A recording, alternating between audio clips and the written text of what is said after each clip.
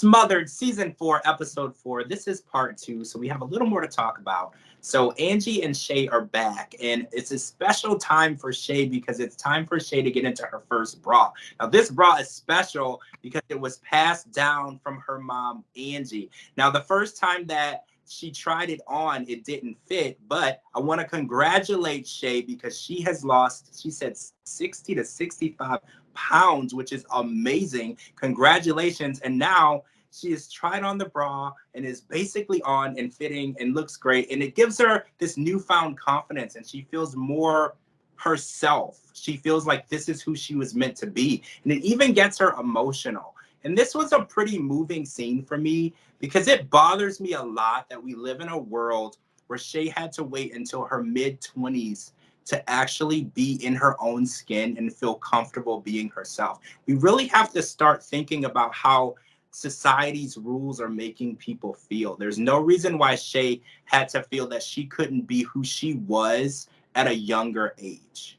I agree. I think that it's heartbreaking because even with like the emotional support and like support from the family, they still have that, well, what will people say? What will they think of me? You know, I don't want, you know, your child is your most important thing in your life. So it's like, you don't want people to be like bullying your child or mistreating your child in any way, shape, or form. So when Angie had said, when asked about like supporting and, you know, not being able to have done it when she was younger, she had said, you know, I didn't know how people were really going to perceive it. I didn't know, you know, I didn't want people to mistreat, you know, her at all. So I don't think that it's not like that she didn't want her to always be herself. It's just in her mind, that was like the best decision that she thought she could do because she was kind of sheltering her daughter or her son at the time from the cruel world. And, you know, we've come a long way, but there's still a lot of ignorance and there's still a lot of people that are not well educated and don't know, you know, and it's like sometimes, and this isn't to stick up for bullies or anything like that, but like sometimes it's not always the person's fault because generations are different. People are brought up differently. Things are more complex than they were from the 80s to the 90s to the 2000s till now. I mean, there's so many different terms and there's so many, you know, different things where people can express and be themselves. And I feel like the world is way more accepting, which is great because we should be progressing and not going backwards. But there's still those handful of people that are set in their ways where they don't realize that as time goes on, times change. So I think that that is great that she's finally being able to come into her own. And I congratulate her on her weight loss because it is so hard to lose weight. Yeah. So, you know, congratulations on that. And, you know, to one person, you know I get up every day, you know, and I get dressed and I put on a bra and I don't think anything of it. I'm just like, oh, I'm getting dressed. When you look at the bigger picture and look at like Shay, she's just like, that's something different. That's a new chapter of her life where like it brought her to tears. And then there's people that take moments like that for granted because you're just like, oh, okay, I'm going to put it on like I put on my shirt. You know, you just don't think anything of it. But it's the bigger meaning behind it and what it represents. So, like I said before, I like to congratulate her on everything. And I'm so glad that she's finally being able to come into her own and she has a great relationship with her mother and she has her best friend. She has a great support system. And keep going, keep striving. And if that bra doesn't fit, girl, there's a million more that will. So, you know, go out there, go shopping, make a mother-daughter trip, you know, hit up Torrid, Victoria's Secret, wherever, and get some cute bras and rock it. You got this. So we have met a new mother and daughter couple. So we're going to head to Jonesboro, Tennessee.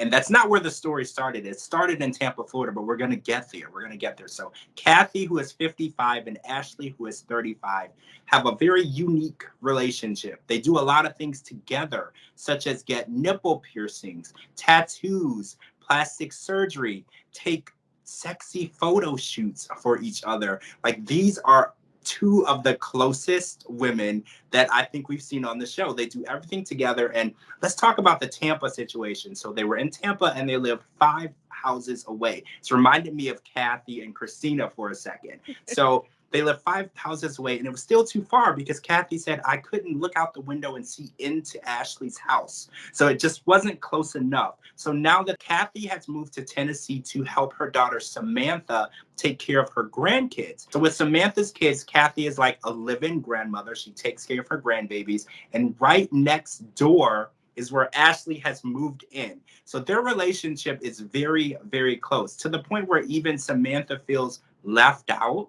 Like, she feels like she doesn't get any attention, and she can't even get a word in with her mom or spend a moment with her mom without Ashley being there. And I don't like to hear that, because 2 daughters and a mom, everyone should be close. But the closeness that they have, Ashley and Kathy, it's almost immeasurable. Like, they literally do everything together. And they said that they've dated some of the same men, not at the same time, but they found out that they've dated some of the same men. So the closeness that they have, I don't think is measurable on a scale. Okay, so seeing their story, okay, some of this is relatable. Normally, I don't always get into my personal life, but I'm going to go ahead and do a reveal.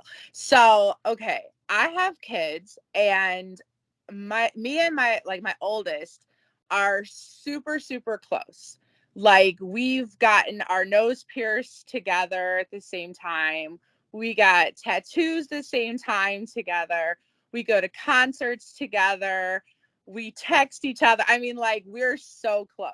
So we should probably be on like the Mama's Boy show. But I also have a middle son, and I'm really close with him as well, but he's not so much like me. Like, he has a big heart and he cares about people, but he doesn't have like the same interest as me all the time.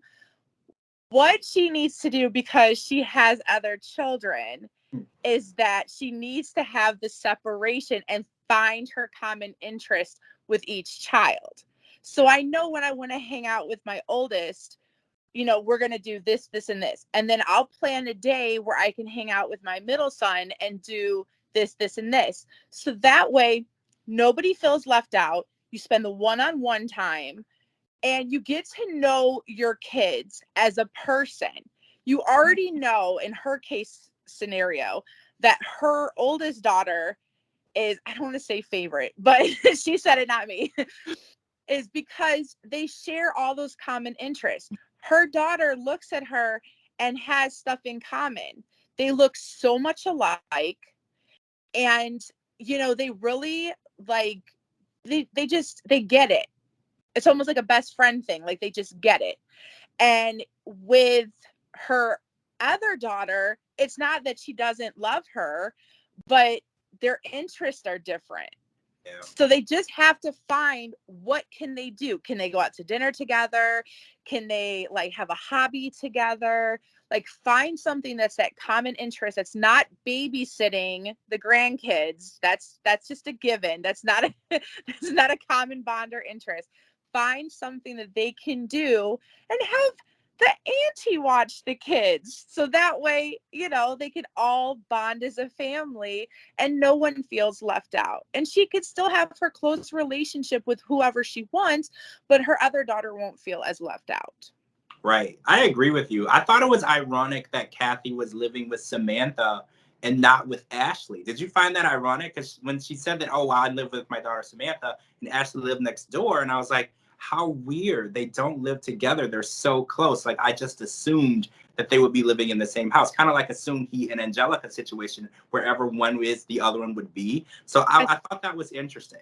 I think she came later on, because she had said that her mom moved because her sister wanted her there to like watch her kids and everything.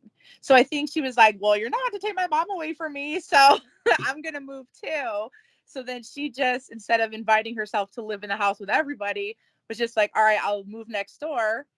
And they could look at it as the more the merrier. Have family night, Yeah. play games, do something, karaoke, like take family pictures instead of like maybe sexy pictures all the time.